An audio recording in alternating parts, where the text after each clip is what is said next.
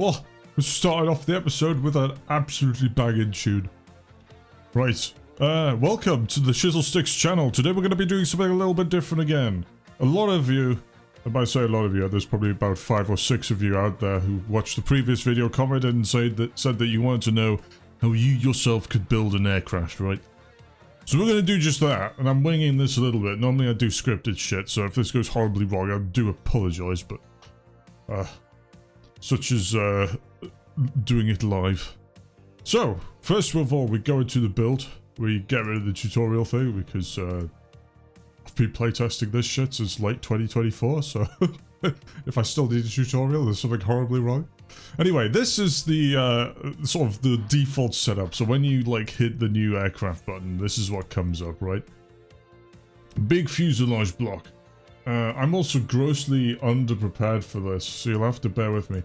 I need to look up the... Actually, you know what? I'll explain what I'm going to do first. So, I've actually previously set something up here. So what normally people do, right? When you're building like a replica aircraft or something, you typically use the blueprint button, which you can find under the camera button, and then it's this one here that's got like the, the compass and the like blueprint paper thing. And then what you do is you select the view that you want, and then you would have the option to open up an image, and then you navigate to that file or whatever it is you want to open up, and then you effectively select it, and then you do that for all the views, right? So I'm just going to quickly, I'll not do it from scratch, but I'll show you roughly what we do. So if I look up the F-20, which is what we're going to be building, the Tigershark. If you want to know more about the Tigershark, feel free to watch the Distilled Danger Zone Distilled Danger Zone episode on the F5, of which the Tigershark was based off of. A very tragic aircraft program in some respects, I think. But anyway, so what we're going to do is we're going to effectively do like a stick skeleton. At least this is my way of building stuff, right? It's not going to be perfect. It's probably going to be shit, if we're completely honest. However, it works for me, and people seem to enjoy my builds. So hopefully it'll work for you as well. Please don't judge me too heavily, though. So I've pulled up the specs on Wikipedia, because we know that that's obviously the be-all and end-all of factual aerospace knowledge. At least in this particular instance it should be, unironically, hopefully. So we're going to set the length of this fuselage block to the length of the actual aircraft itself. Now the units by default, I believe, are in meters. So we're going to put in 140 apparently. Would help if I could actually type in numbers properly. Right, so we're going to do 14.43 meters in length. We're just going to quickly reduce this in size just to go 0.05. I'm going to paste that in here. That's going to give us our, like, length skeleton, so to speak, right? And then we do another one, and this one's going to be for the wingspan. And then edit that. And we're going to set the length of this to the wingspan of the aircraft, which is... Oh, it's giving me 2 ones. It's giving me a clean one and a with wingtip missiles one. So we're going to go with 8.13. And that's going to be the wingspan. Already looks a little bit underwhelming, I appreciate, but we'll get there in the end eventually. I'm also going to set the paint. This is usually a pretty important step. I'm just going to go with pink just because it's nice and bright and stands out easily. Now, as you can already see, I've kind of lined this up already. But what I typically try and do is I'll line up this one with the actual wings itself. So, when you're moving stuff around in SimplePlanes and you're like building stuff up and connecting stuff, you have what they call Gizmos for the parts. Or tools, if you will. And you can only select them by going down to this little sort of pointy finger hand thing here. And then it gives you a sort of translate tool or panning tool type thing where you can sort of move the part about. You can translate it about the designer. There's a rotate tool which rotates parts around their origin, so to speak. And there is a sort of view only mode tool, which basically means you don't accidentally click things and drag them away on accident and consequently ruin your build. Fortunately, there's an undo button at the bottom here, so you can correct your mistakes if you fall at the first hurdle, which no doubt we'll be doing. Anyway, so those are actually bound to shortcut keys. So if you press the sort of like, if you find like your WASD sort of thing and you look at the numbers above that. So number 1 is your sort of select and move part tool. Number 2 is to rotate. Number 3 is to translate. And number 4 is to view. If you want to delete anything, I advise you go to number 1. I think you can delete stuff. It might have been a bug or something, I'm not sure. Give it a quick go. We'll delete this. Can it delete? Okay, so it can delete and rotate. But didn't used to be able to do that. So ignore what I previously said. Anyway, so we're going to go whip this into translate mode. And we're just going to park this here. Now, I think we're still a little bit on the short side. So if I go back into this, we'll squeeze this up to go for 8.5. I feel like that's a good number. And you can use this sort of like move tool, and this can move the blueprint around a bit.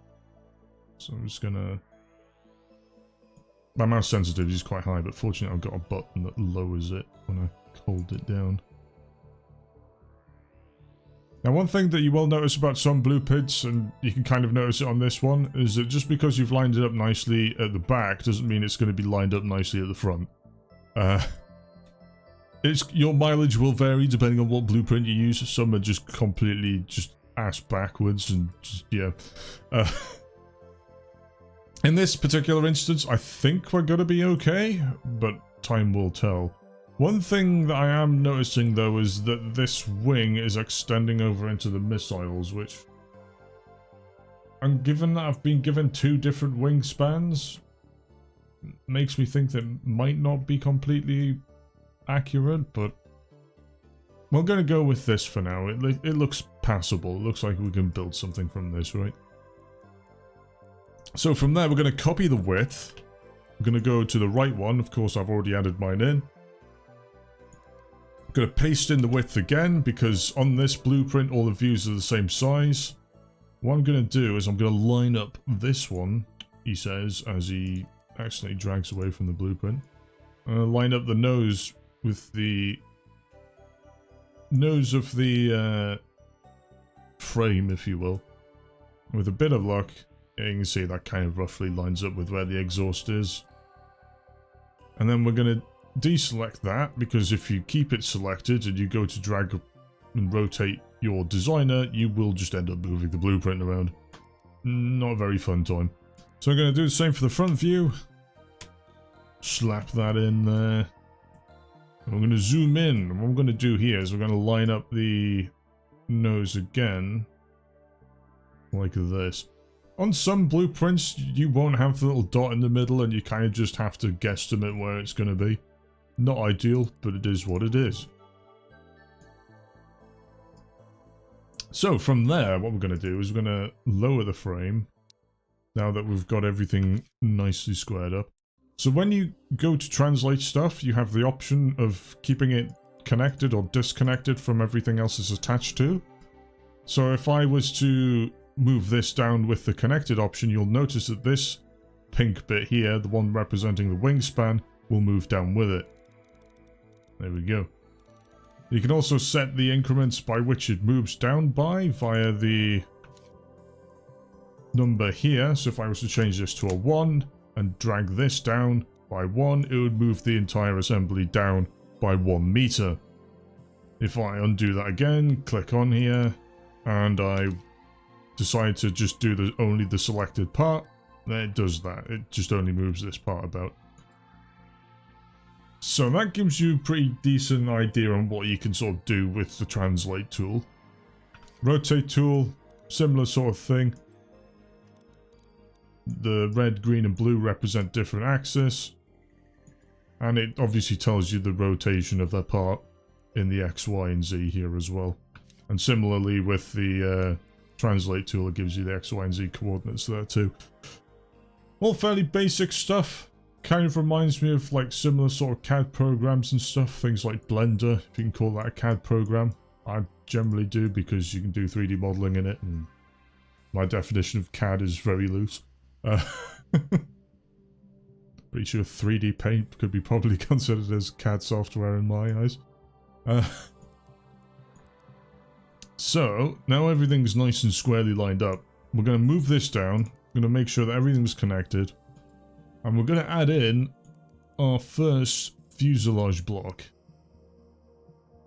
Now, unfortunately, this is already connected to stuff, so we can't really connect it up properly. However, fear not, because we can manually connect it. So if you go over to the spanner tool, or the wrench tool, or whatever you want to call it, you go over to this sort of second from the top one called Part Connections. You select that, add connection, and then select the top of the fuselage block, select the flight management computer, and then select the square that represents it, or connection point. Now, one thing that you might have noticed is that the square fuselage block that we brought out is no longer square, and that's because it is two separate fuselage blocks. What we need to do is disable the mirroring, drag this one away, and center this fuselage block. He says as he accidentally types in a number instead of setting it to 0. So, this is the transform part sort of tool, right? So you had like the rotation, translation tools. This is basically like a, I guess you could think of it as like a digital input version of the tools that I was showing you before. So at the top here, you've obviously got the rotation of the part. Then you've got the position of the part as well. And then you've got some like refinements down here so you can control how much the part rotates. So if I change this to 90, for example, and select this, rotates the part by 90 degrees. Back to 15. Similarly with the nudge amount as well. So if I set this to 1, it moves stuff about by 1. So we go back to 0.008, which I think it was before. And now we can begin. So what I typically do is I'll start near the nose and sort of work my way backwards. And I'll typically start with a fuselage block to begin with. Your mileage may vary. So I'm gonna translate this. Set that to that. I'm gonna move this. Now what I try and do is I'll try and align stuff with panels. You probably don't have to, but I like doing it because autism. So just gonna roughly align this. So one thing, I should probably talk through the fuselage blocks. So when you double click on a fuselage block, it'll bring it up like this, unless you decide to click over, double click on this end over here, in which case it'll select that face instead. But when you double click in the middle of a fuselage block, it'll bring it up like this. Effectively what these gizmos are methods of scaling the block along the respective axis. Now, if you selected the middle of the block and you can see both of the arrows at either end, if you drag these, it will scale the part symmetrically, right? So as you can see, both the top and the bottom are moving up and down. Likewise on the x-axis as well. As you can see, both scaling uniformly. If, however, we go to the face version of this, once I scale this back to its proper place. So if I select forwards, or if I simply select the face, either works, to be honest. And then I select one of the green arrows, you'll see that it only moves that one edge. Now, if you want to be in this mode and you want to be messing about with both sort of systems, if you will, so you want to be scaling uniformly and independently, what you can do is you can hit shift, click on the arrow that you want to drag, and you can scale it uniformly again. And then you can let go of shift, and then you can just sort of do that, yeah. Fairly straightforward stuff. So we need to move this bottom one down a little bit. As you can see here, I'm going to change the snapping amount to a little bit less. I'm just going to drag that down there. And that's going to be the first block placed. I might actually make it a smidge smaller. So you can change the length of the block here as well. Basically, all of these Gizmo stuff can be controlled via a more, I want to say a digital approach. I kind of think of this as almost like analog. There's a little bit less control with, well, not necessarily less control, but it feels a bit more like a dial as opposed to a button for a digital input or something. Whereas these are a little bit more exact. So what I'm going to do is I'm going to make this a smidge smaller, scale that down there. I'm going to add an extra fuselage block via the add section button. Let's move this to about there where that other panel starts. And I'm going to move this down there. And then what I'm going to do is I'm going to start on with the nose section. Now you'll notice I'm trying to stay in one view for the moment. I find it's better to try and get one sort of part of it done before moving on to the next view, if you will. So we're gonna squash this up a little bit. There we go, that looks okay. Now it's not going to be perfect. I'm not really intending this build to be like 100% perfect. And I'm probably only going to cover the exterior of the aircraft itself. I'm probably not going to go into too much detail about funky trees and cockpit stuff. We're just going to focus on the sort of general modeling aspect, right? So, once we've done that, I'm going to drag this over here. This bit's usually sort of a little bit important. You kind of want to create seams almost with where there are going to be natural gaps in the fuselage almost. So in this instance, you've got the canopy, and at some point you're probably going to want this to open and close. So it's usually a good idea to line up the ends of fuselage blocks with those seams, and it makes it a little bit easier later on.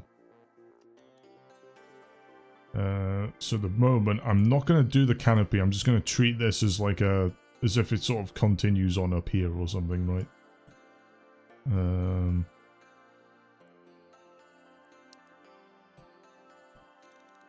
Move this here.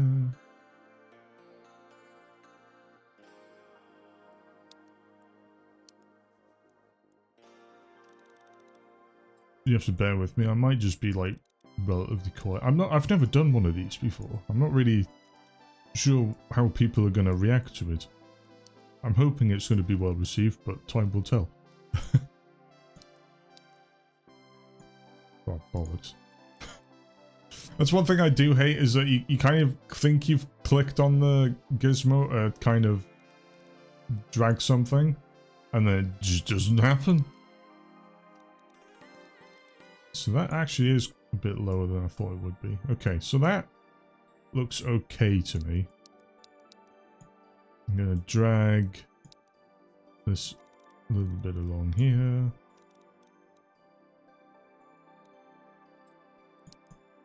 You can see why I've chosen pink as a colour as well. It stands out really nicely on a background.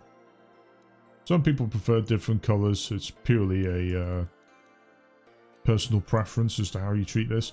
I also try to go for like a glossy kind of look when I first start out as well. And I say that because if you go for a matte paint look, it generally hides defects a little bit. Like for example, if you're like redecorating a room or something, you'll typically use a matte paint because it will hide the defects a lot better than the glossy paint would. So like any bumps and scrapes on the wall and things like that are generally hidden best by matte paint. And it's a similar thing when it comes to sort of 3D modeling as well. Especially in this kind of scenario, where defects tend to hide themselves if you're modeling while using a sort of matte color. So I'm trying deliberately to use a glossy color so I can better see those defects. And you can already see that this blueprint is not symmetrical, which is now bothering me immensely. So we're going to have to try and compensate by sort of averaging out the differences, I guess. So I'm going to go and square this nose up a little bit. Make it look a bit better. Hit the shift button. Scale it. I think that's probably about right. Go with that one. scale this one a smidge as well. And this one. And this one. This was a fairly basic aircraft to kind of do, and I think it's probably quite a good sort of tutorial plane as well, because there is a little bit of complex geometry, but it's not so much that you wouldn't be able to sort of handle it after, you know, staring at it for half an hour.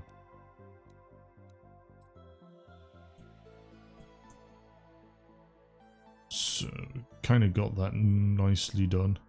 I know it looks a little bit boxy. We can work on that as we sort of go. I'm just trying to get the general shape going at the moment, to be honest.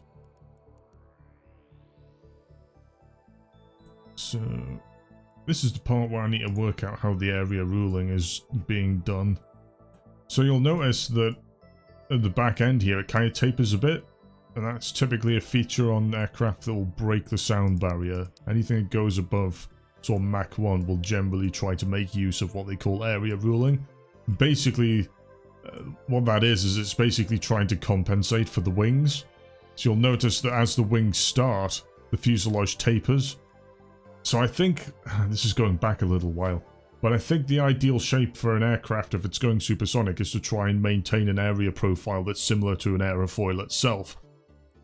So you start off relatively thin, you get thicker as you get back, and then you taper off again. Now fortunately for most aircraft that generally happens anyway, because you've got your wings in the middle and you've got a tail at the end, but realistically what you're looking at is not too dissimilar from an aerofoil in some respects. However, you are adding a notable amount of area by including these wings, so what they typically do to compensate for that is tighten up the fuselage a little bit. And that's why on a lot of supersonic aircraft you will see they tend to tighten up the middle of the fuselage a little bit where the wings sort of start. So I'm trying to sort of replicate that as we go back.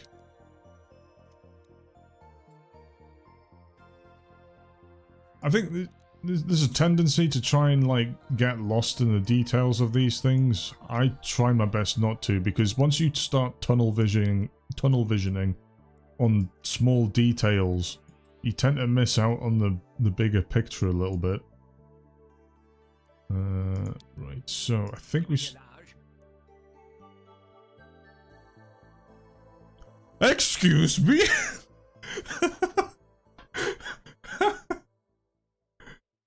Wait, was that... Did I just witness something I shouldn't there? What the fuck was that? I'm not in like a... I'm sorry, I've never heard that before. Why is...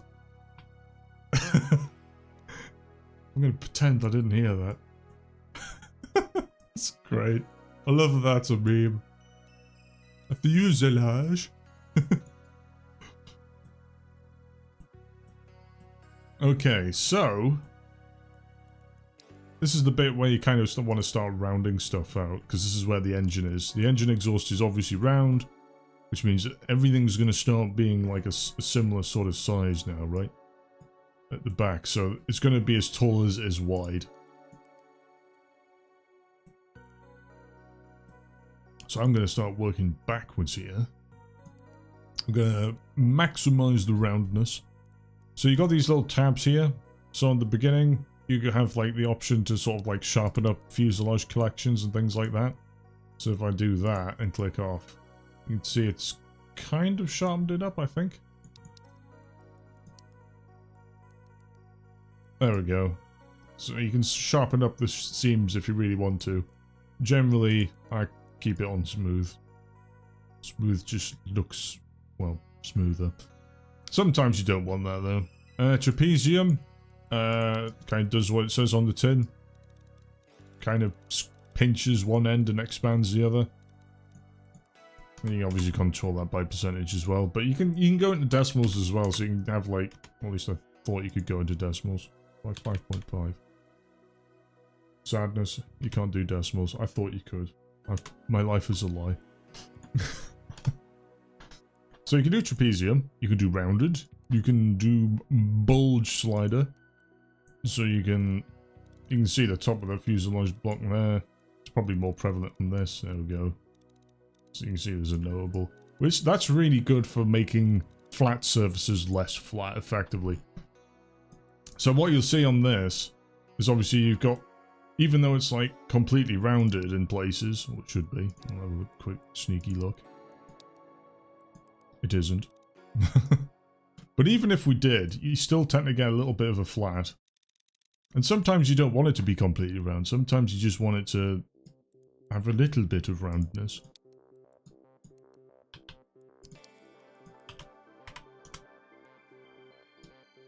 So... well, yeah, we'll leave it at that. And then we'll work backwards from here. So we'll go back into the side view. To the blueprints. There we go. And start tightening this up so it looks nice.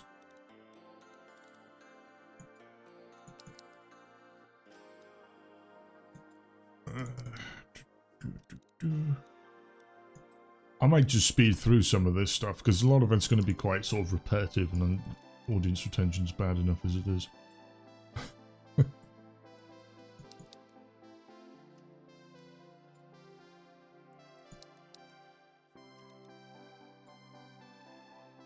Right. But one more thing before I do start speeding stuff up is I'm going to make sure that these two values are the same. Because it'll be a bit awkward if they're not. Because that means that the end won't be round. But there we go. We kind of got the side profile going now, which is nice. It still looks a little bit dodgy in places, but we'll get there eventually. What I'm going to do now... I might actually just start making all this a bit more round. Actually, I'm going to whip up a reference image of the Tigershark. So it actually does have a little bit of a flat. So we'll go with 0.35 sounds good.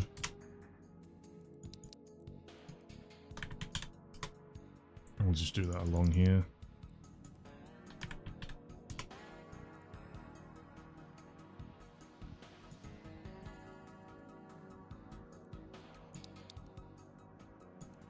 Sure, that's correct. It is.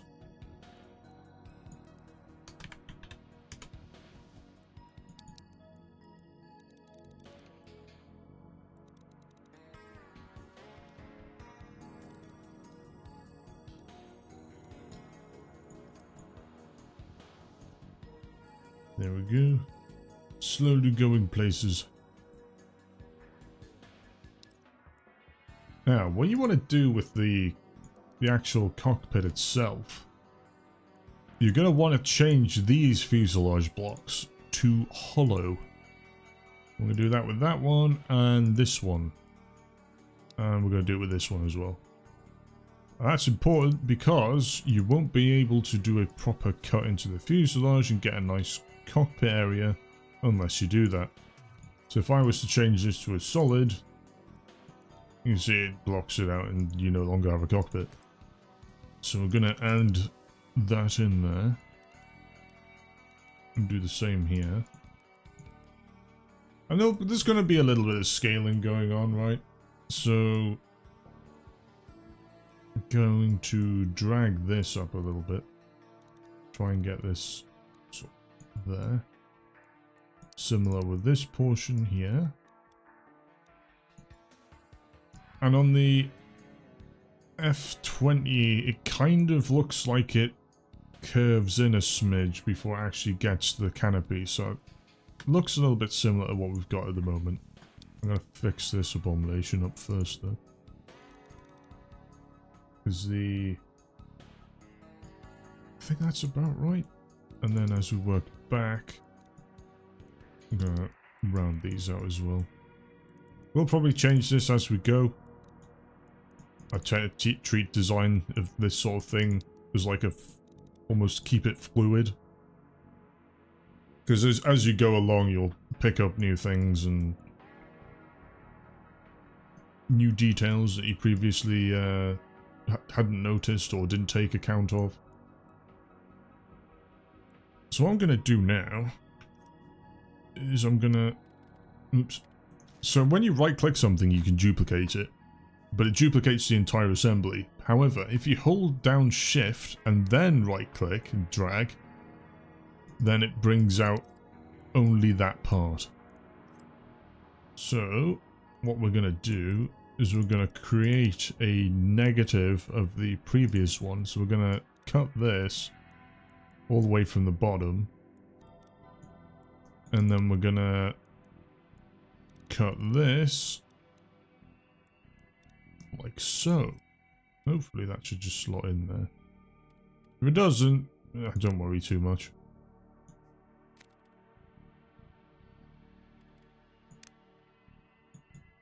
Yeah, it's not going to sit in properly, but we can fix that. So what we do is we go back into the calipers again, which is that button there, transform tool, and then we can copy the actual position of the current part. So we'll copy the y-axis, paste it in, copy the z-axis, and paste it in. There we go. Beautiful. Then we're going to go back into this view, select the part, and we're going to do some funky shit by dragging this up here. And then we're going to drag this down here. Now don't worry about it clipping too much. You can refine it later on if you want to. And we're just going to sort of tie it all in nicely.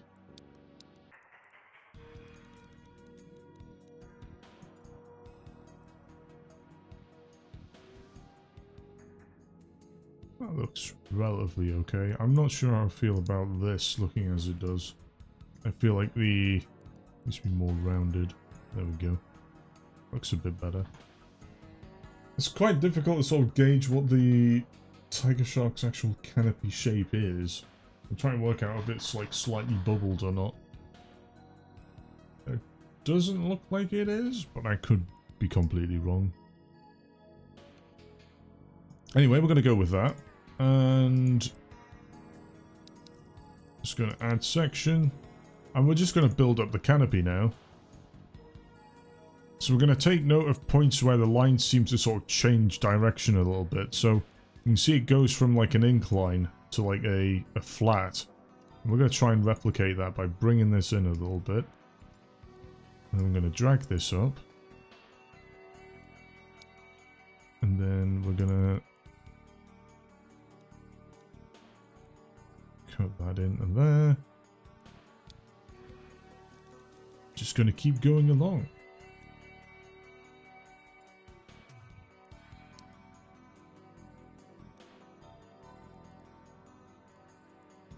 And again, what we're going to be doing is we're going to be trying to line up the seam once we get to this section over here, because that's where the join's going to be between the two frames, right? When you're opening and closing the canopy. Now again, I'm attacking this from one view at the moment, which will obviously be subject to change as we go through. It is very much a case of just use your own workflow type thing. Don't take what I say as gospel. I'm a professional design engineer. Everyone has their own way of designing shit. Just because I'm doing it doesn't mean you have to do it too. But sometimes it can be good to take inspiration from others, which is what I'm hoping this will be. It's not necessarily a here's a step-by-step guide that you must follow and adhere to 100%. It's more of a here's some loose things, techniques that I generally try and do when I'm doing my builds. Try them at your own risk. I apologise if there's a lack of humour in this, because I'm doing this with a degree of concentration whilst mildly perhaps under the influence of some spicy water. Bring this over here.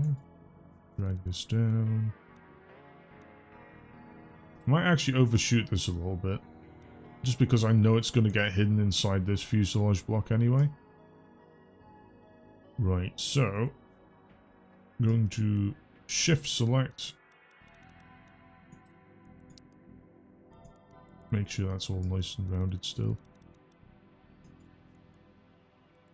And we're just going to flesh this out so that it sort of covers the general outline of this, of the cutouts that we did for the cockpit. Now it looks like we might actually have to bring this back a little bit. Let's add an extra section in because the curvature's a little bit on the wider end. I'm just gonna bring that in slightly.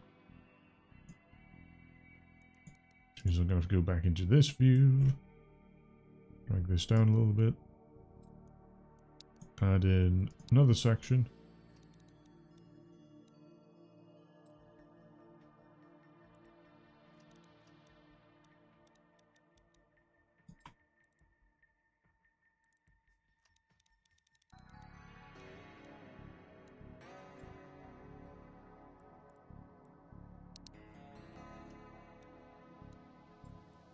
I think that looks relatively okay. That looks passable to me. So now that that's our canopy coloured, what I'm going to do is I'm going to introduce you to the holes, or the windows. So we're going to go back into this view again, and we're going to select the window, drag that out. I'm going to place this sort of roughly here. Why do I have a gap there? It's gone. Never mind. Anyway. So I'm going to place that roughly in place, and then what I'm going to do is I'm going to tighten up the rotation amount a little bit, so it's literally just setting it at 90 degrees. And then what I'm going to do is I'm going to center it, so that's slap bang in the middle of the part. And then I'm going to increase the depth. It'll widen out symmetrically. I'm going to go back into the side view again. Drag this up. Now I'm going to play about with these. And get something that roughly approximates the actual shape of the canopy. Or the canopy frame even. Now, I don't know whether you're noticing, but as I'm moving this about, we start off with like a nice white bit of frame here, and then it tapers off, which suggests to me we need to rotate this. So if we go and hit 2, I'm going to set this to rotation amount of 2 degrees. We'll see what that looks like. That looks pretty on point. I'm going to go with that. Then we're just going to trim this all back. Get over to frame over here.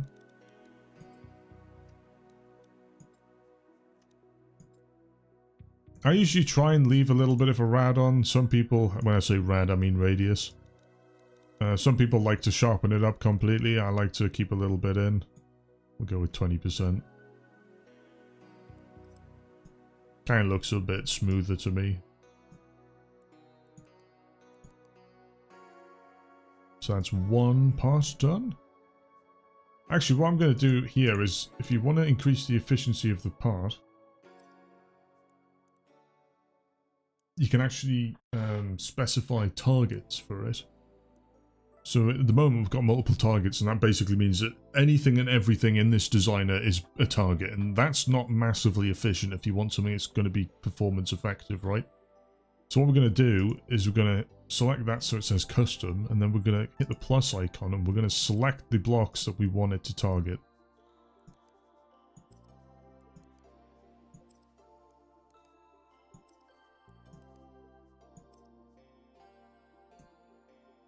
And that is pretty much that. I'm also noticing that this looks a bit wonky, so I'm just going to quickly fix this.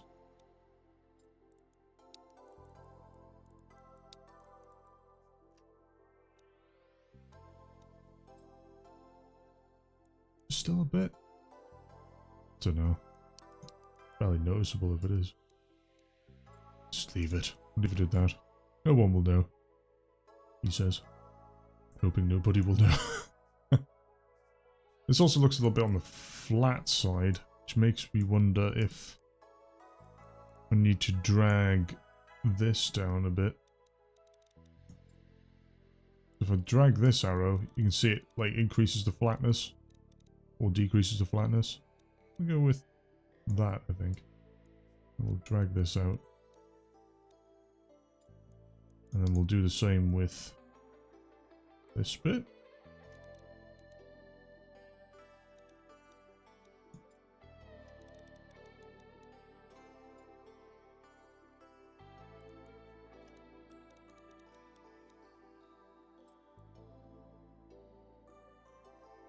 I'm not sure I like the look of that, I'll be completely honest with you. Okay, that made all the difference. Yeah, I can live with that. Right, so we're just going to quickly go back into the side view. And we're going to abuse the cutting tool again, and we're just going to trim this back until it intersects with the... Oh, what's going on there? Just going to move this in a smidge.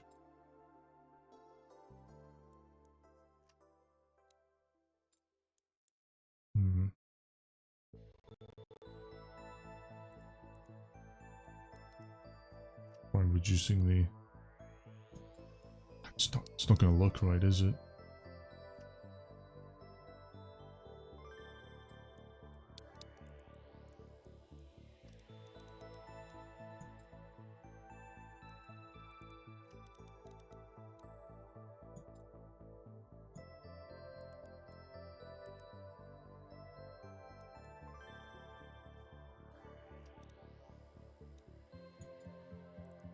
Still rounded, yeah.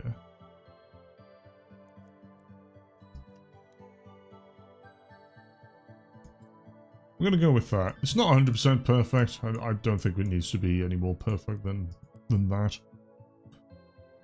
For the purposes of this video. I'm just gonna duplicate this.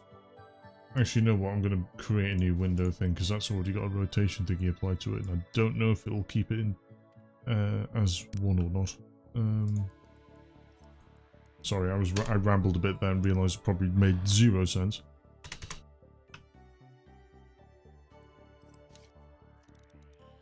So I'm just going to drag this up.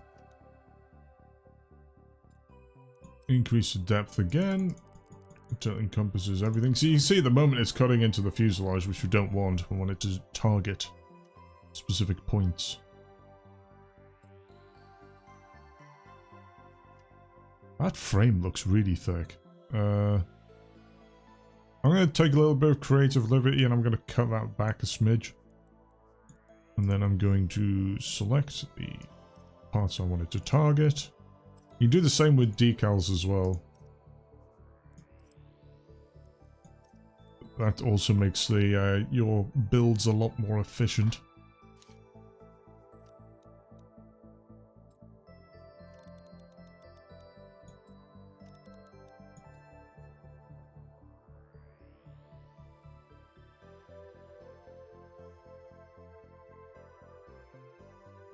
This looks passable, I think.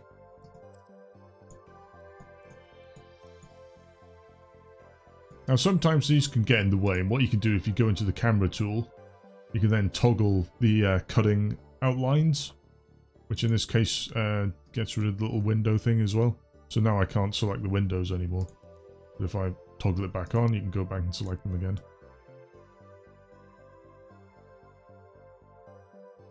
So that's that bit done. So you can see it's starting to come together now.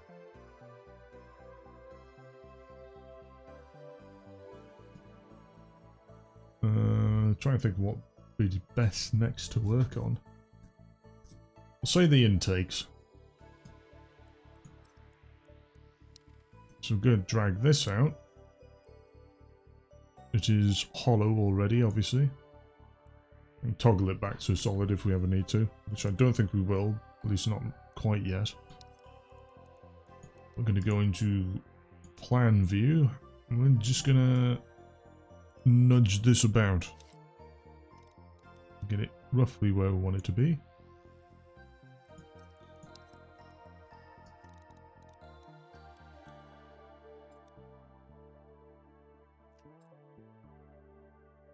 Oh, I don't know what I did there. So, I'm going to bring this in. Do the same with this back bit here. I'm going to bring this forward. Again, I'm looking at the curvature of the line here. And it seems to be relatively straight until it gets to sort of like this point here, and then it starts to like taper back. The whole area ruling thing going on again.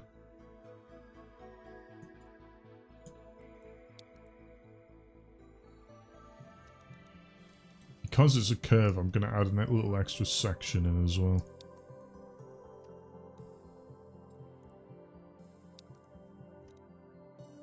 Again, sort of trying to loosely adhere to the panel lines and stuff. Again, not a requirement, just gives peace of mind for anyone with a little bit of the TISM or the OCD.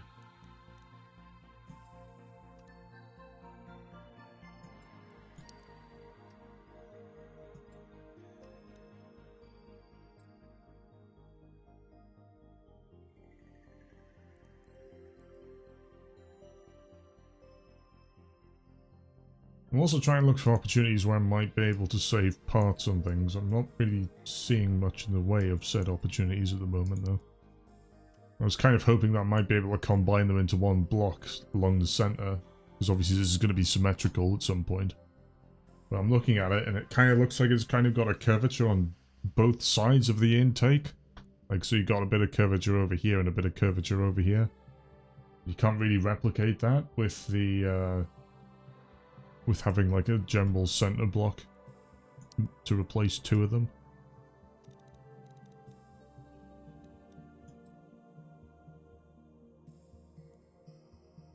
This bit's where it sort of kind of gets a little bit on the funkier side. I'm trying to work out how best to implement this part.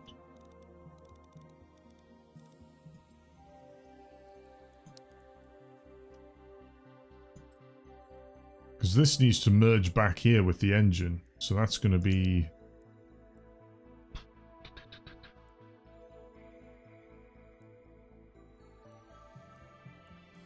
We'll go 0.96, I think. So if we add this back here...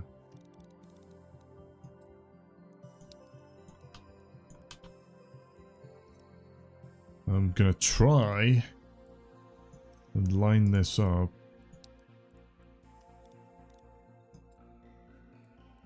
He says.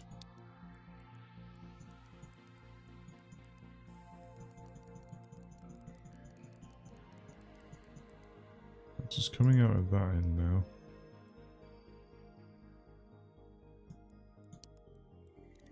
Make it all rounded.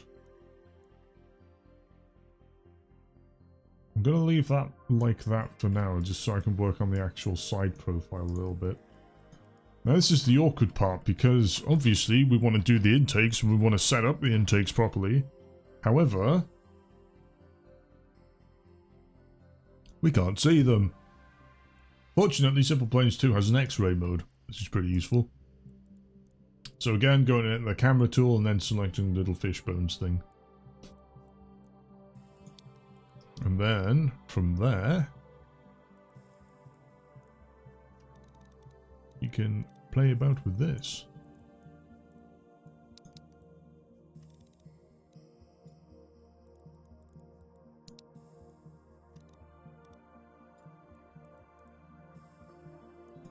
I'm just going to go along. Scale these nicely. You have to actually select the part in order to see it, which is a little bit frustrating, but... Whoops. Kind of wish it would, like, follow along as you went, but it doesn't. It's just whatever part you happen to have selected. Which is a little bit unfortunate, but it is what it is.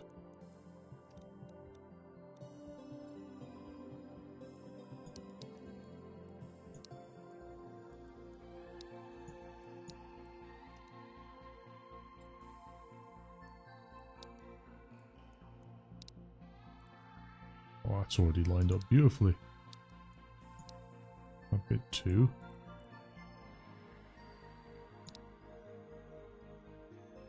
And then obviously that builds into there.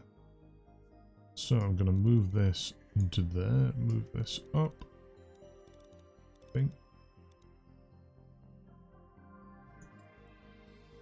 I think that should be sort of pretty much it.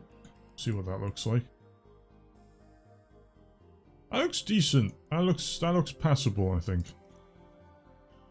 Obviously we can mess about with the intake geometry a little bit more by going into a bit more detail with like how rounded everything is. So for this, let's have a look and see if we can get something that's like a little bit. They tend to be quite sort of sharpish around here, so we're gonna go with that for that, and then I believe the bottom one is that one as well. And then we're gonna max out these because it looks like a proper semicircle, I think. Can't really get a clear picture from what I'm looking at the moment.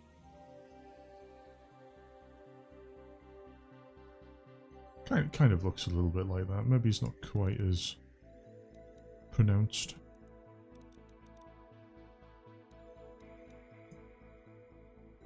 Yeah, we'll go with that. Looks alright.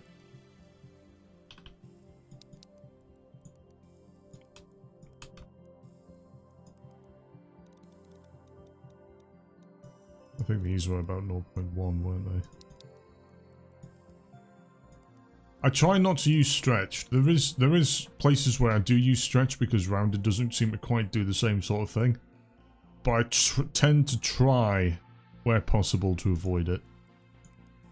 Just because if you're using a mixture of stretched and rounded corners, it can make the geometry a little bit funky and you don't want that. If I want to make something look a little bit stretched, you can kind of do it with the bulge-slider, if you will. So I tend to try and use a combination of these two, and with a rounded corner as opposed to a stretched one. But like I say, there are situations where you might want to use one. I suspect we'll probably come across one of those situations as we go. But for now, I'm just gonna maintain this sort of 0.1 meter radii. What was it? Paste these in again. I appreciate this is probably a little bit tedious.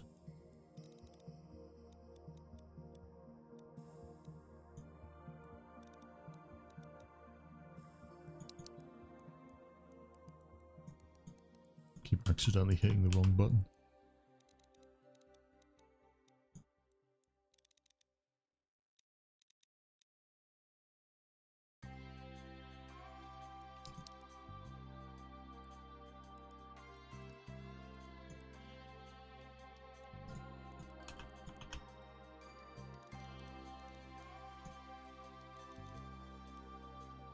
One thing I do need to do is have a look at the underside of the aircraft.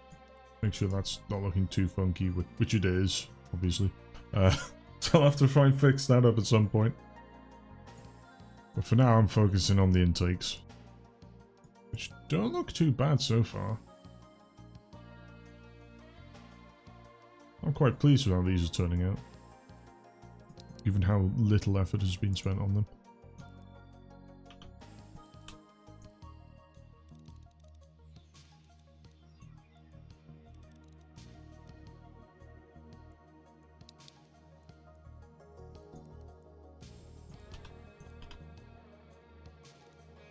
So for those of you wondering, because I do have other YouTube videos I generally try to do, I'm not technically a SimplePlanes channel, at least not yet. There is still time, much to my dismay.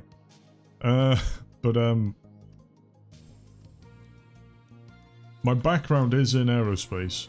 I do actually have an aerospace background. So I studied aerospace since college. Then went on to do university, studied aerospace at university. And then my first job was as a systems design analyst for the General Dynamics Ajax program. I was working as a contractor as opposed to an actual employee at General Dynamics. I was also working for a company called Pennant Training Systems. So I wasn't working with the Ajax directly. We're doing a training emulation system for it, which was pretty cool, aside from the fact that the Ajax program is cursed beyond all measure, but that's a story for a different time. Or maybe it isn't. Who knows? My ramblings may continue yet. Anyway, what I'm going to do here is I'm going to flatten out the bottom a little bit.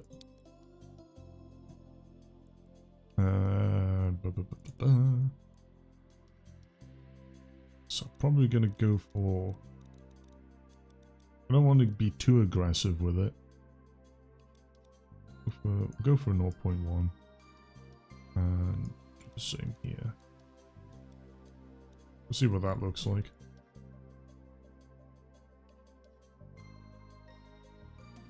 It looks a bit too aggressive, doesn't it? We'll go 0.2. And we'll taper it as we go. So move back. I'm going to do this one. So we'll go 0.15 here. That's part of the thing about this, is just trying to sort of eyeball the sort of blending and smoothing as you go. So you get like nice tapers as opposed to like sudden changes in geometry. It's generally something you want to avoid. We could probably get rid of the frame as well. This was literally only needed to set up the blueprint. I could have just deleted it, but for whatever reason I did not.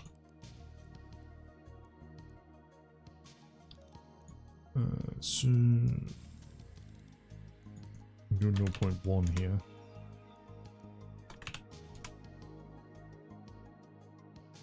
Because I believe the underside of the F5 and the F-20 is relatively flat.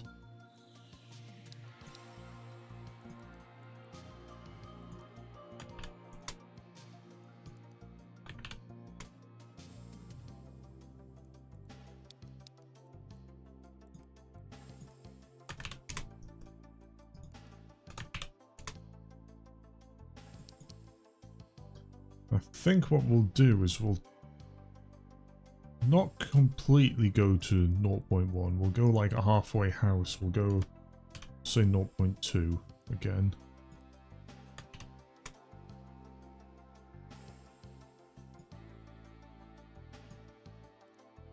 And then we're just going to play about with the actual intakes themselves. So I'm looking at my reference image, or images. And it starts out with like a noticeable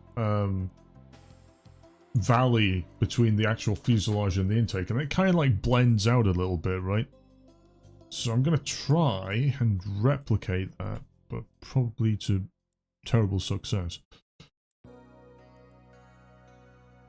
Although that said, I think by...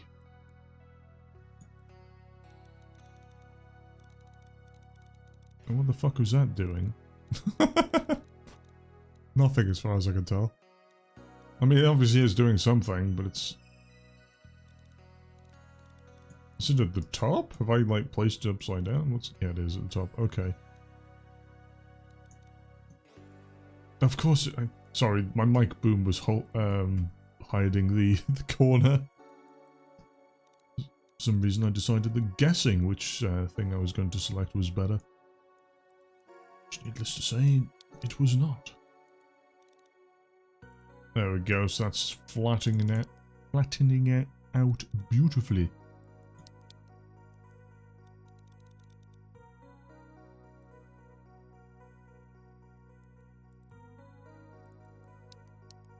And again, I wouldn't worry too much about like getting it 100% perfect. I don't. Why should you?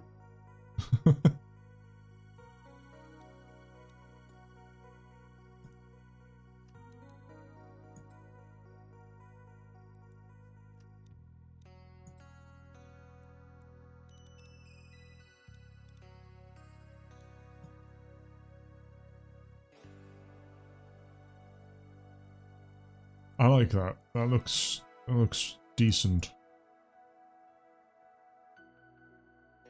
However, I'm noticing some flats along here. So what I'm going to do is I'm going to work my way back from here. Now I'm just going to add a little bit, not too much, of a bit of like a bulge. We'll say like 10%.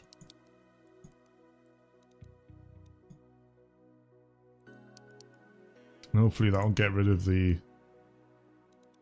majority of the flat look on the part.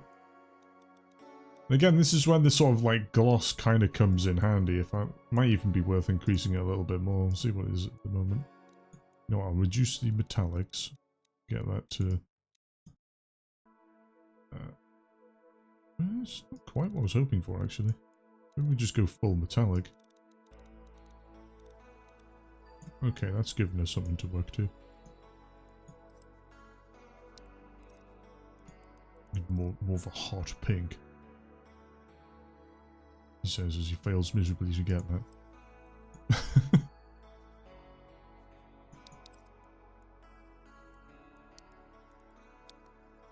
Right, so keep working our way backward. So I'm gonna keep an eye on, you know, I might see if I can increase the designer environment light intensity just a little bit.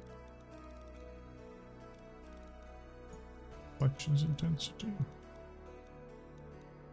I kind of want to do it so that I can really see where there's like flats and stuff where I perhaps don't want them to be.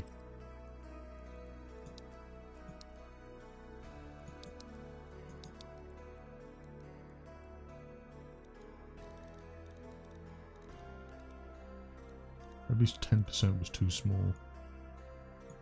We'll see.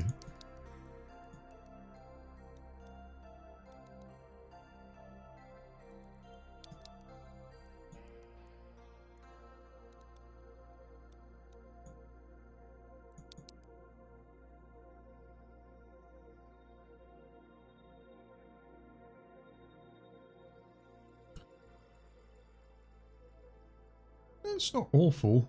I think we could go a little bit higher. Whether I will or not is a different matter entirely. We'll leave it at that for now, otherwise he's going to spend it just staring at me, gradually nudging things outwards little by little. So now I'm going to mirror this on the other side. As you can see, it's really starting to come together nicely. What I'm also going to do is I'm going to make this hollow.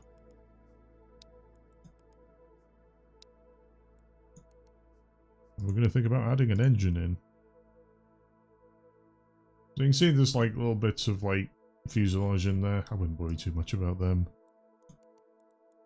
I'm just going to slap an engine in there. Tuck the mirror tools on. Let's disable that for a second.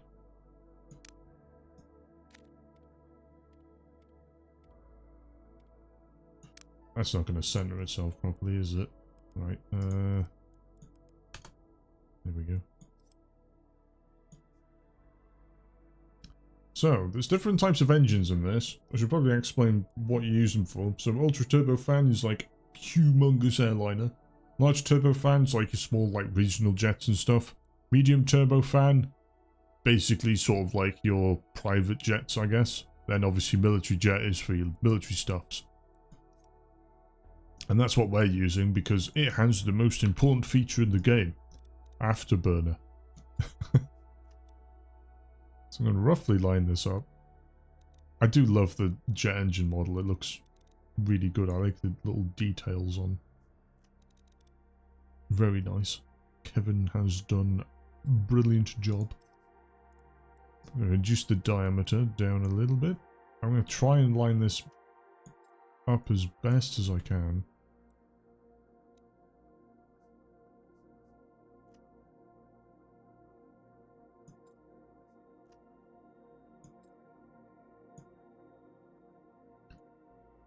I need to increase it a little bit.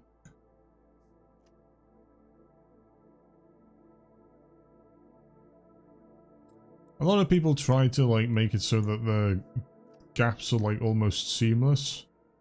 Ironically, I try not to do that because I feel like it adds slightly more character if you've got a little bit of a gap to contend with.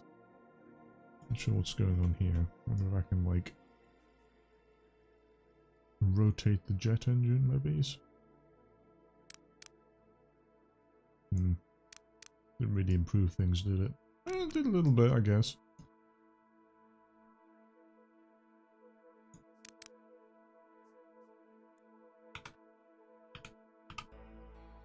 You can dodge, by the way, by using WASD and shift. And that like nudges parts up and down. Oh, it's gonna bother me. What can I do to make this better? Go to side view.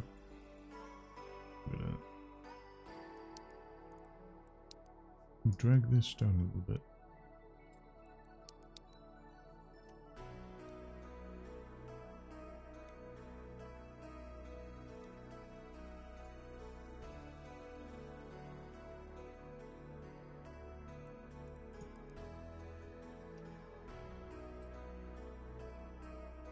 I'll do. I like that. That's cool. Open that a smidge as well. Okay, that's slightly too much. There we go. Perfect. Right, so we're going to top view. Make sure that engine's nicely positioned, which it looks like I might have overcompensated a little bit. Quickly hit the X-ray view. It's almost there. It'll do. As you can see, my build quality is unparalleled. It's basically just me going, close enough. And this is the fun part where you get to spec your engine and you spend ages positioning it only to hit the afterburner button and it just yeets the exhaust away. That's one thing I really despise about these engines, is exactly that. So that's... we'll leave it at that. I think that seems like a reason. I mean, the F-20 didn't have a massively powerful engine. It had the Super Hornets engine. I believe the F-404? I believe it was called. Could be wrong.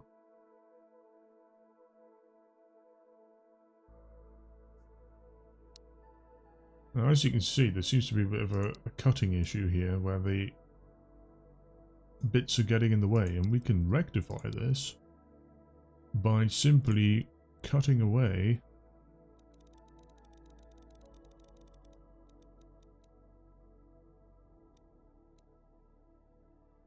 bits. So there we go. So cut that away, so that looks nice. I'm just going to quickly go into the real world and see what it looks like.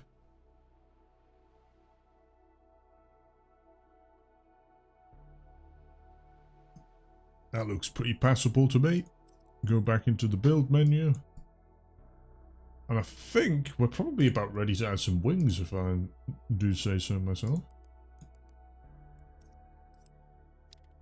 Oops.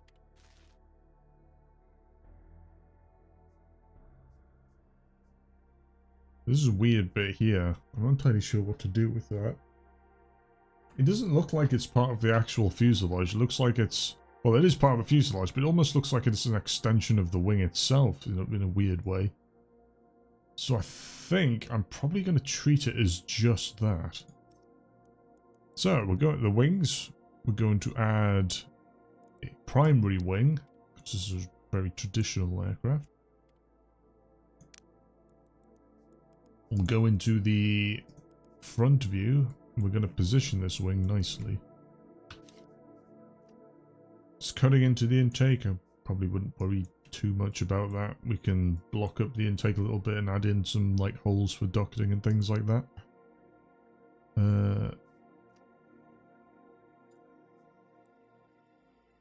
Right, so with a high performance aircraft, anything that wants to go sort of supersonic and things, generally you want to make the aerofoil relatively symmetrical, and you don't want it to be too fat. You want it to be quite a sort of thin, sharp fuselage, aerofoil. That generally works best, I find. So, if we go into advanced, here you can change the camber of the wing.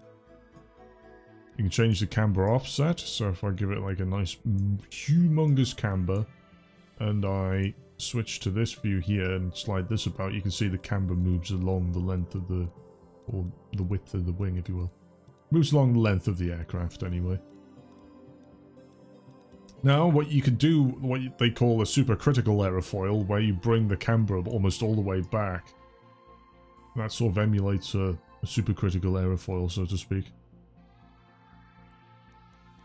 Again, something you typically find on a modern high-performance aircraft. At the moment, we're just going to sort of leave it sort of halfway house, almost.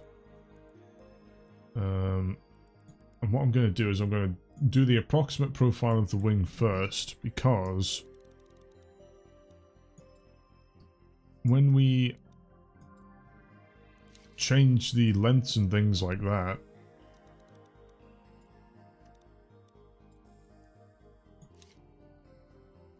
it'll actually change the thickness of the aerofoil. So you don't really want to be playing about with the thickness until you've actually established the actual dimensions of the wing's area itself. And also what I like to do as well is make sure that the tip isn't necessarily interpolated, but rather has less of a camber, if any at all. And from there, we can sort out the thicknesses and things. So we can give it a little bit more thickness, I think.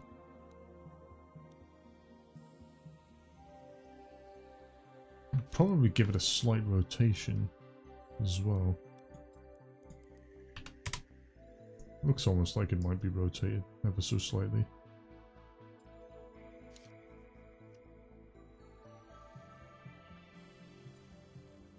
There we go. That is one wing there. Going to go to the plan view, and again we're going to go into X-ray mode just so we can sort of position these control surfaces and get a better idea of where they should be.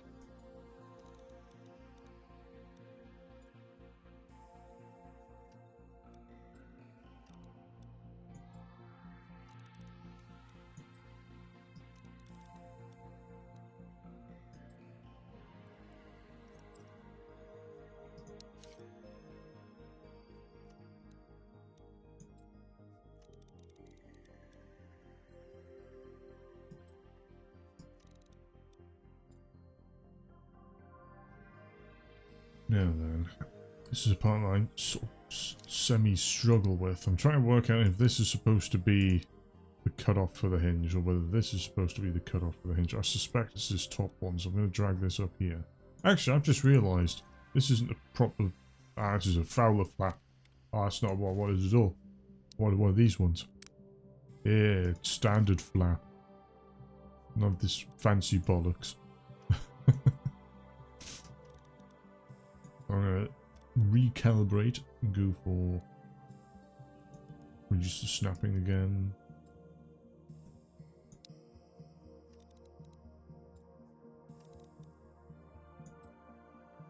There we go. I'm going to change this to...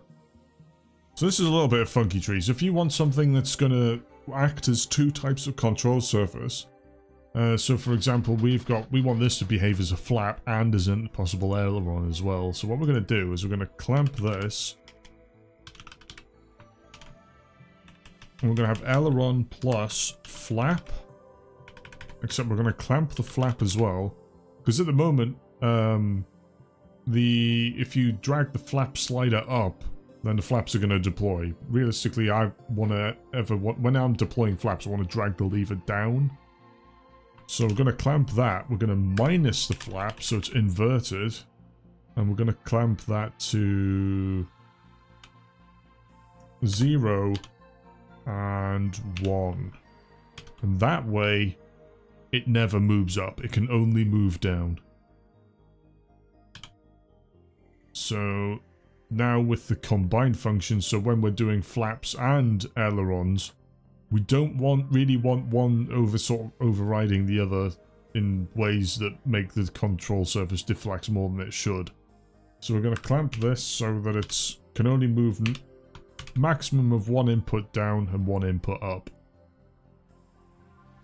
So that, these two bits here, so that bit and that bit there basically say, right, these are the boundaries of how much you can move this particular item.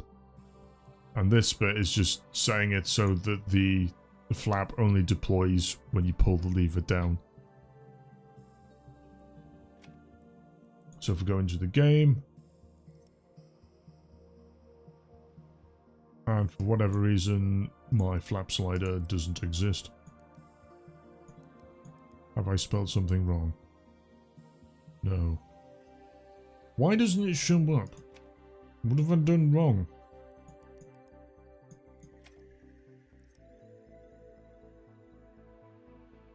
I've been bamboozled. There's no other explanation. Okay, so it comes up there. What the hell did I do wrong? I'm going to clamp this again. Let's put a capital C on one of the clamps, maybe. Now we'll set that to 0, that to 1. You can see a live demonstration of this, so before you could move a flap slider up and down and the flap would move as well. But with this, it should only move when I move it up, and then it doesn't when I move it down. So from there, I need to invert the flap so it only works when it moves down. And then I need to add... what was it? Was it roll or aileron? Aileron. Okay, I'm just going to copy that because I'm lazy. Plus that. And then we're going to clamp this whole thing. Again. -1 and 1.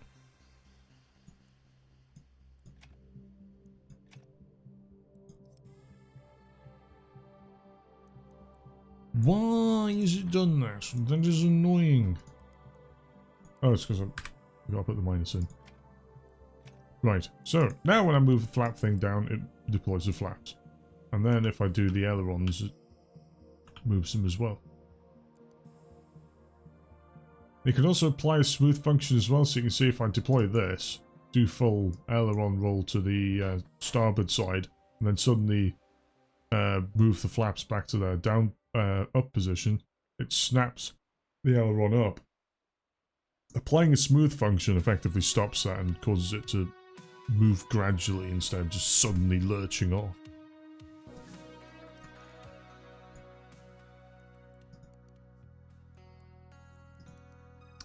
That's one wing. I'm just going to mirror that over.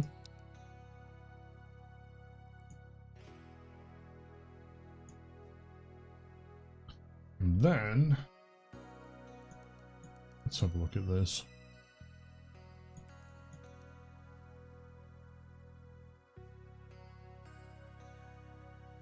Right, so I'm looking at the images that I've got, and it kind of has like this weird little bit that comes out at the bottom, so it's not actually a continuation of this. It's almost like a continuation of the wing in some respects. So I wonder if I can... That could be where the stretched fuselage comes into play. I'm going to change this to stretched.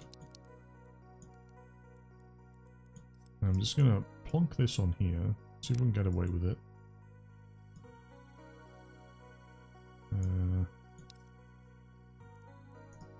Maximize the stretch.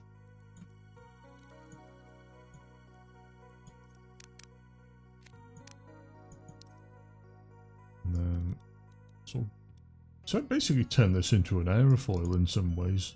Not quite an aerofoil, obviously. Close enough. I'll go to plan view again. Let's make sure that we get this right.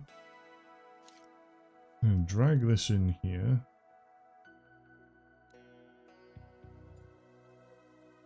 It looks like it needs a little bit of a rotation as well, so I wonder if I can add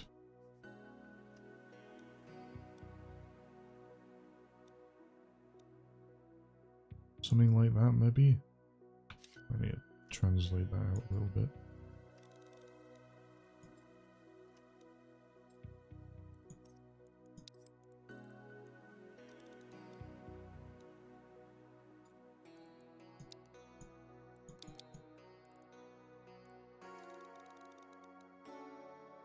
Oh yeah, there's a weird bug as well. Like, as soon as you rotate a part in, like, a funny direction, I think it seems to, like, lose its shit for some reason. I'm not entirely sure why, it just sort of does.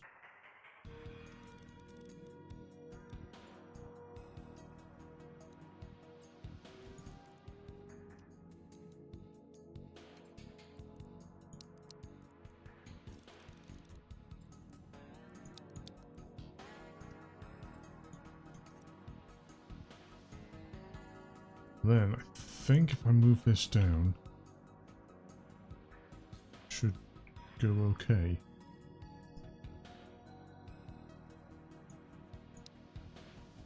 I'm going to disable mirroring and get rid of this for now. See what this sort of looks like.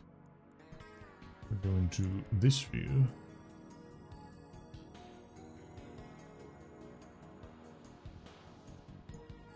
Think we can make this work.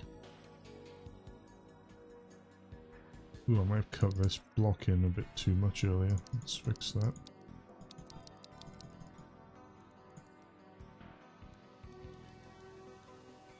There we go.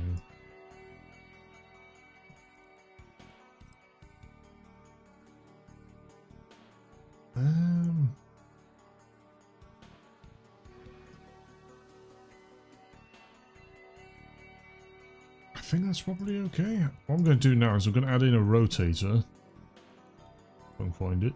Gizmos. One of these. I'm going to scale this down a smidge. So it like fits within where I want it to be.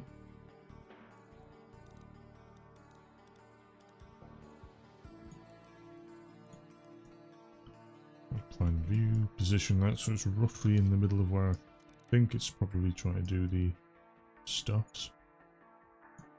I'm going to rotate this so it's sort of aligned as well. Otherwise you potentially end up with the control surface colliding with the airframe if it's not rotated and aligned with the actual fuselage itself.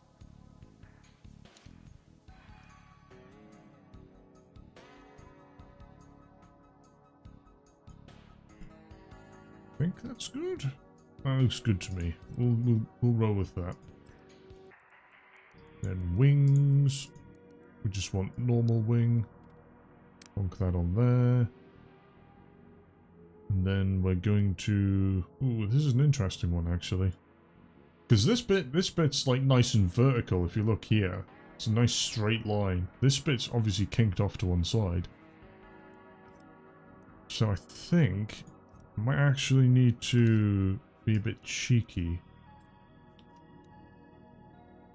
Do that.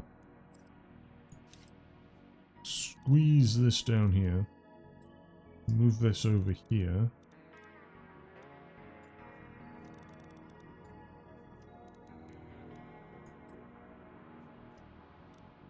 Don't like the colour of this. I'm going to paint it pink as well.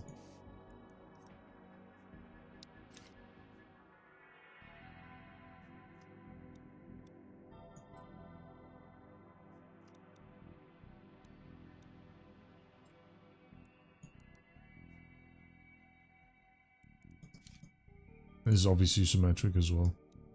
Get rid of those. Section. Just gonna bring this out over here. Scale that.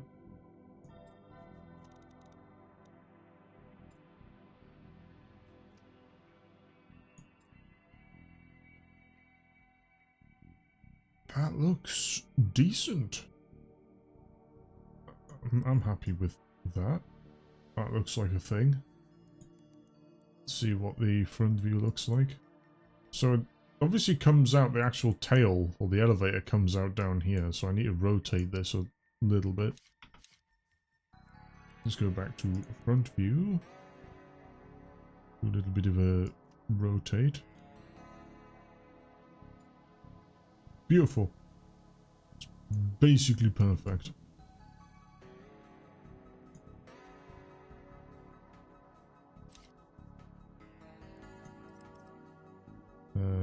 Do I need to thicken it up?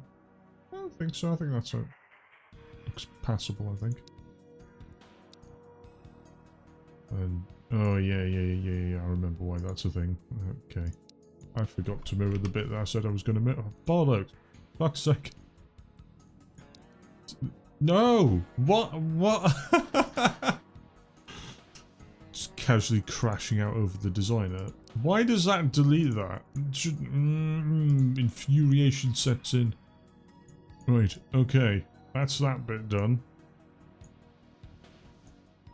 Then what we're going to do is we're going to quickly put on a vertical stabiliser. I'm not going to do this detail for detail. I think this should be pretty straightforward to sort of do. So I mean, you can split it up into different sections. For the sake of time, I'm just going to make it one sort of like big trapezium.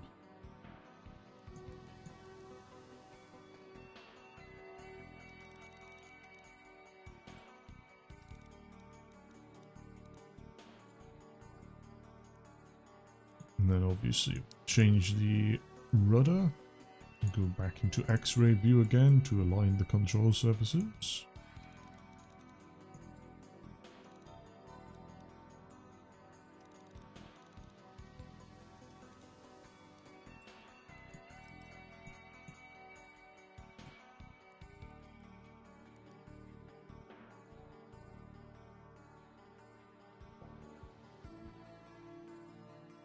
I'm going to be cheeky and slap on a... Can I?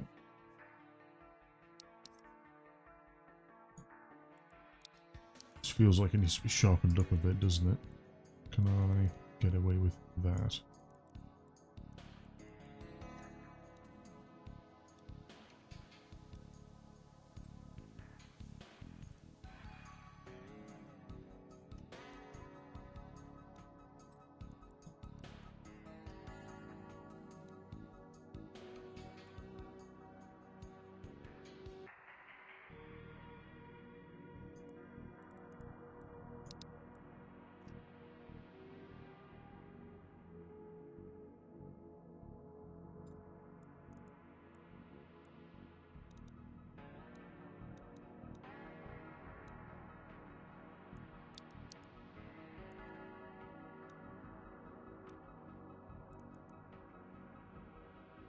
I don't think I'm ever going to get this completely 100% perfect.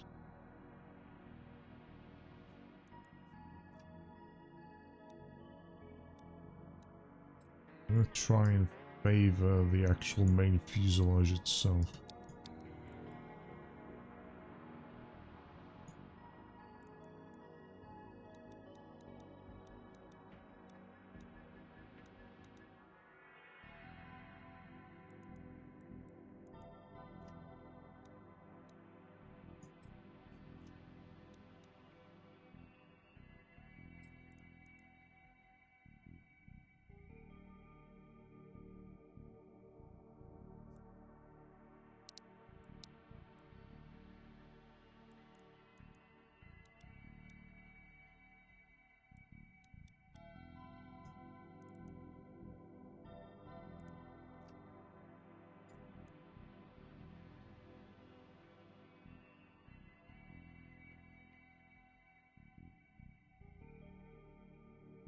I think that'll probably be okay.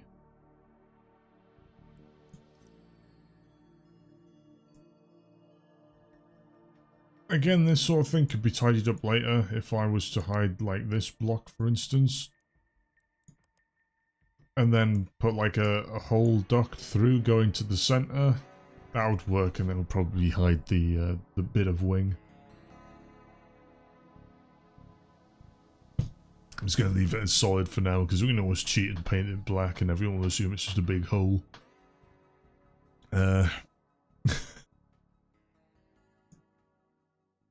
So the next bit's quite interesting for me, because it was an issue that I came across in the Stormvark, and I'll show you how the different ways you can approach this. and the one that I prefer.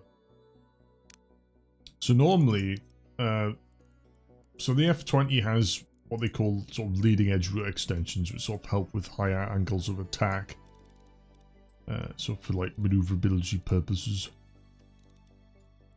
And now what a lot of people might do, including myself to be completely honest, is they'll try and attack this from like a, oh, we'll just treat it as like a, almost like a separate fuselage. We'll just keep going back and we'll keep adding fuselage blocks that get gradually wider, kind of like resembling a bit of an aerofoil type shape.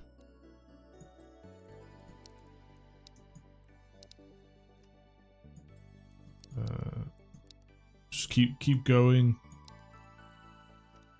We'll drag this out over here. I'm not trying to make this perfect, I'm just want to sort of establish a point. But as you can see, it's quite fat for a leading edge root extension. There's no sharpness to it, it's quite blunt. And when you look at leading edge root extensions, they're not typically this blunt. And even if you like reduced it, you're then thinning it out, and there's no dimension to it really. It kind of just looks like you're adding like lots of flat blocks, which doesn't look great if I'm completely honest. And I originally tried this with the Stormvark and I kind of managed to sort of semi pull it off, but it looked a bit shit if we're being honest. So the alternative is to actually not have any thickness at all, but use the bulge-slider instead. So I'm going to reduce this right down to about there. I'll do the same on this side. It might be easier just to type it in. There we go. We're going to go into the plan view. We're just going to get the general outline going.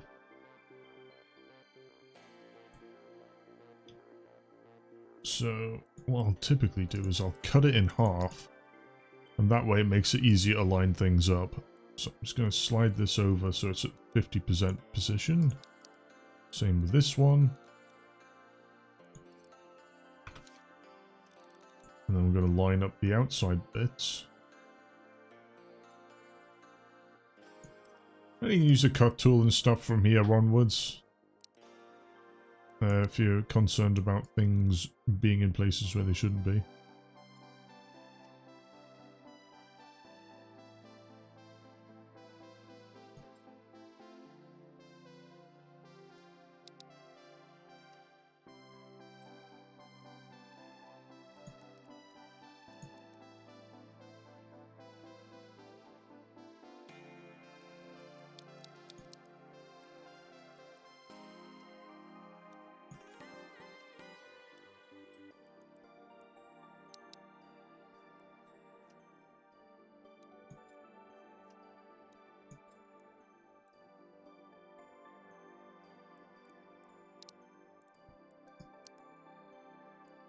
We're going to try and attack this so it's we can kind of get a rough aerofoil shape going.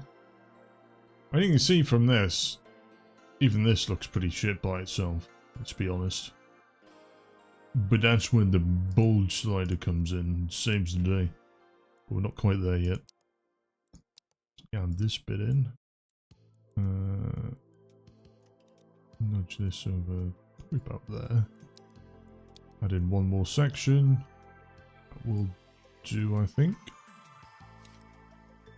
And what I'm going to do is I'm going to lower this so it's sort of like in line with the wing a bit.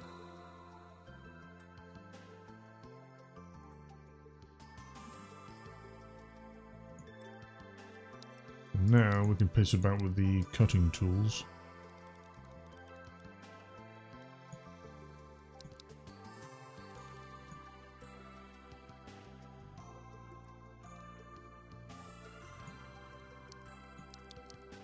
Add a bit more here.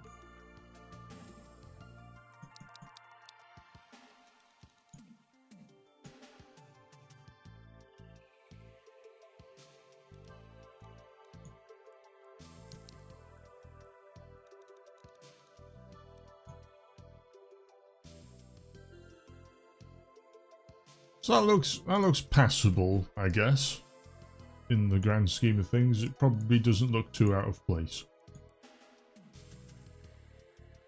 But we can do better, and I say that in terms of geometry as well, because apparently I forgot to taper it. So bring this out here.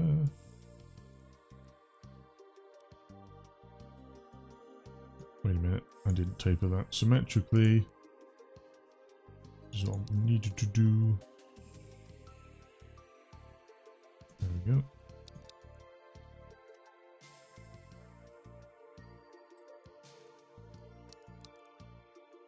And finally this piece.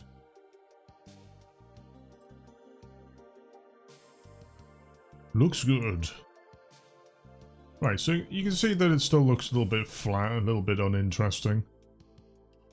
And that is where bulge-slider comes in. So, we go to the side view, pick the rearmost, set that to per edge, and want to raise this so it's just underneath where the wing is. Same with the bottom bit. We don't want it clipping out just yet.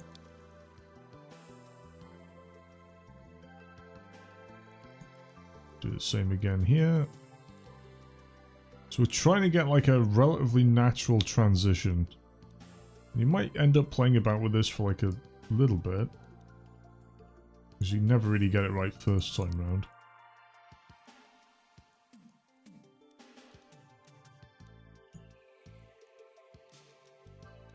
And that adds like a bit of curvature, so it gets fatter as it gets towards the fuselage.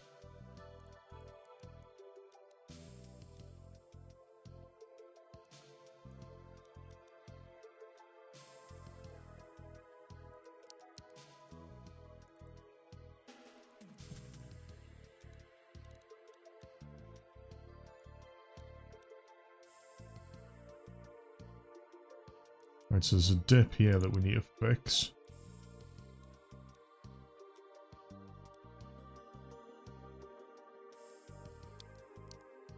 We do with this being a little bit taller. And that looks about right.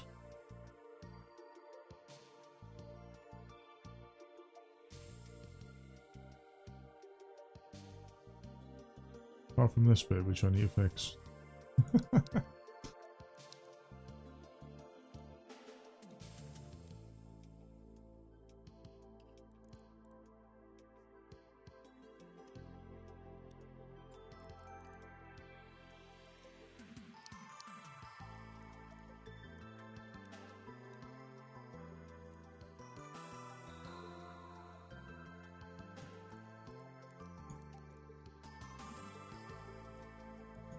So it's very much a game of just constantly going back and forth, gradually tuning it. But you can see how that looks a little bit nicer now that it's not a completely flat surface and it actually tapers up as it goes to the fuselage, which is much more in line with what an actual aircraft leading edge extension would do. So now we've done that, let's have a look at our weight distribution in relation to our center of lift, because I think we're almost ready to try flying this. So I'm just going to get rid of that. What I'm going to do here is change these so about 20 degrees, so I should go 15, and set this to pitch, and then we're going to, I'm going to add landing gear. I'm going to be cheeky. Okay, so I immediately see a problem. So when you're building an aircraft, you always want the center of mass to be in front of the center of lift. If it's not, you're gonna have a hard time. So, but the other thing is you don't want it too far in front of the center of lift either, because then you're gonna have a hard time pitching. So what effectively you're trying to do is you're trying to break a balance between having too little pitch authority and having too much instability. Now, you can get around some of it with things like fly-by-wire systems and stuff. But for the purposes of this, we're just building a bog-standard Cold War fighter. So it doesn't need to be anything too fancy. In fact, I kind of prefer early Cold War stuff as being without all the fancy shit and just being sort of like bare bones, no fly-by-wire type thing. Feels a bit more alive in that respect. So what we're going to do is we're going to add some dead weight and bring that center of mass. I'm going to bring it to just in front of where this landing gear is. Add a little bit more in there. Now I'm going to add a little bit of fuel.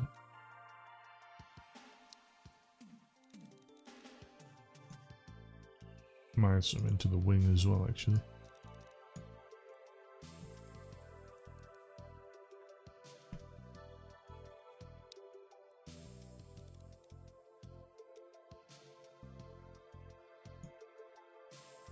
And I'm going to commit the ultimate cardinal sin of putting the stock landing gear on.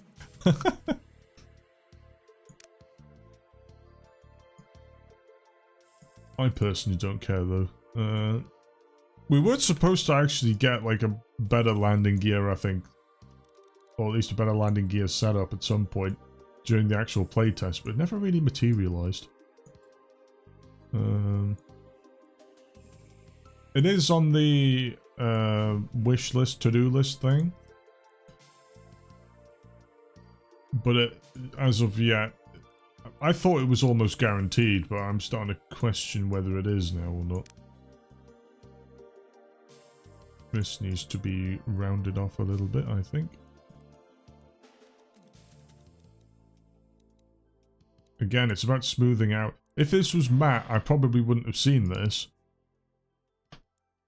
But as you can see, because of all the gloss and the shine on it, I can get a much better idea of how that transition's looking. And then once I do actually go back and add the matte finish to it, it'll just generally look a lot nicer. I'm also going to add a smidge of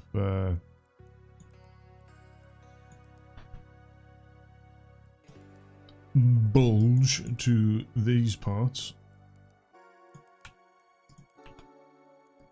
Just to kind of remove that little bit of flat that we're seeing. Or were seeing. It's not quite as pronounced now.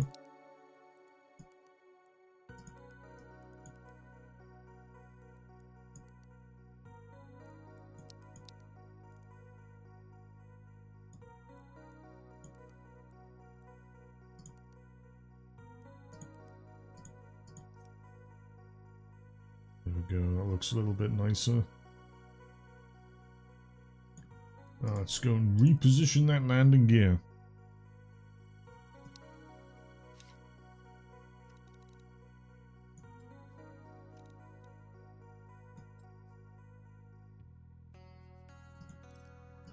Right, well, we'll give it a quick paint job now. So, what I typically like to do, I mean with this it's going to be like a bluey grey colour I think.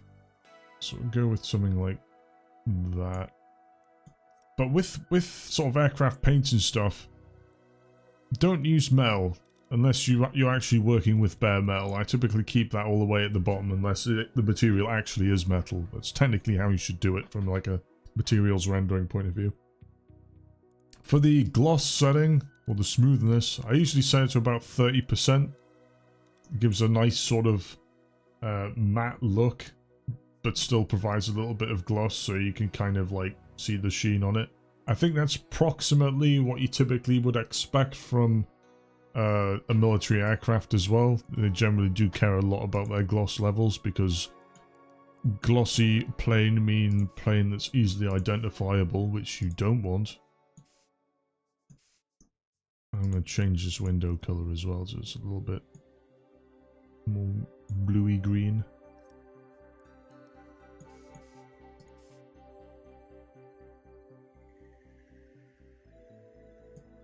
And I think this is probably ready to fly.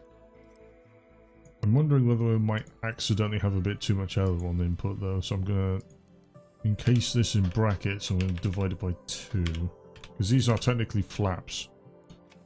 So These are the actual ailerons.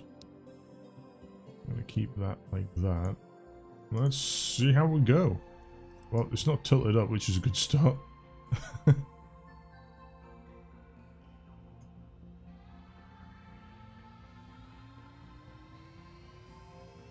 I can't remember what I set the afterburner to. I bet I set it to 80% instead of 90. Yeah, I did. Okay, so takeoff speed could do with a little bit of work. And we're a little bit on the twitchy side. Which means we need to make it a little bit more nose heavy. And we need to move the landing gear forward.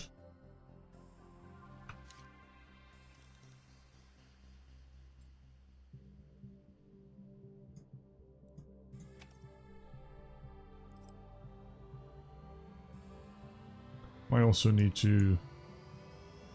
Ooh, that's not working how I'd expect it to. 1 second.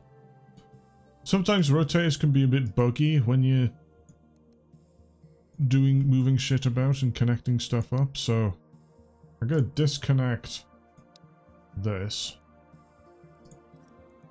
And I'm gonna reconnect it via the actual wing itself. If you do it from the rotator and connect to the wing, instead of the wing to the rotator, for some reason that can kind of fuck things up. Don't really know why. Just does. And I'm gonna change this to 10 and see if that improves anything. I'm gonna move the center of mass back a little bit as well. So we're making it a bit more unstable, but we're giving ourselves less pitch authority. So it should, to a certain extent, cancel each other out. And because we move the center of mass back, our takeoff speed should be greatly improved.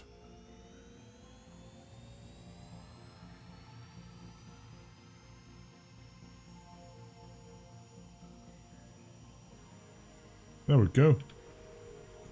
Beautiful.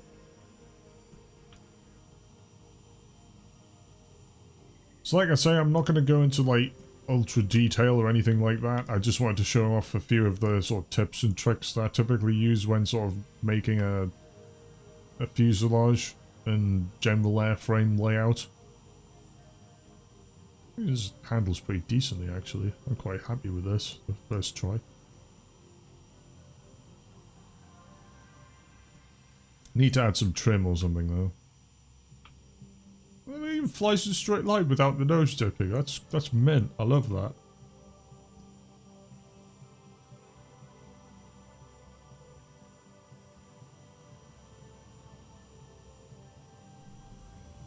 See how fast we can go.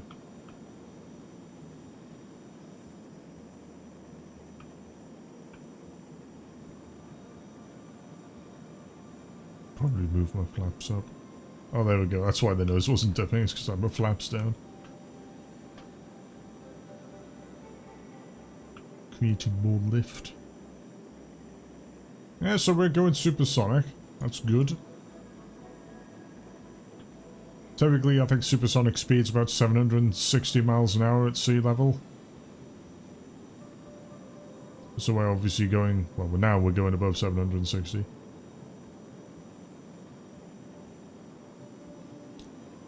I try and do it in level flight, but we don't really have a trim tab.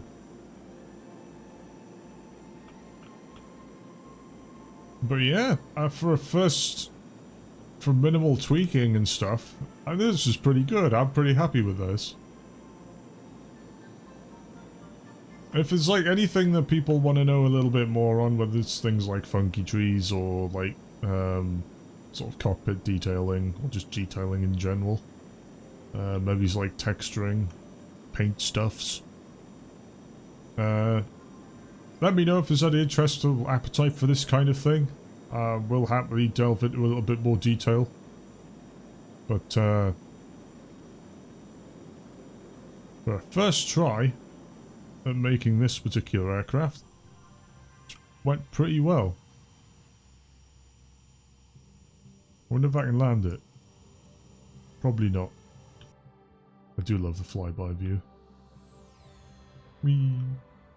I think I was probably right to remove that amount of roll as well, the amount of aileron authority on that in those inboard ailerons, because that is a lot of spin.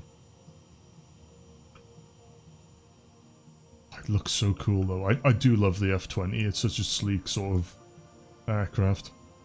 And the F-5 family as a whole, to be honest, which is kind of why I did a video on them in the first place. But yeah, there we go. That's how to make a general fuselage of the F-20. And on that note, ladies and jelly spoons, goodbye.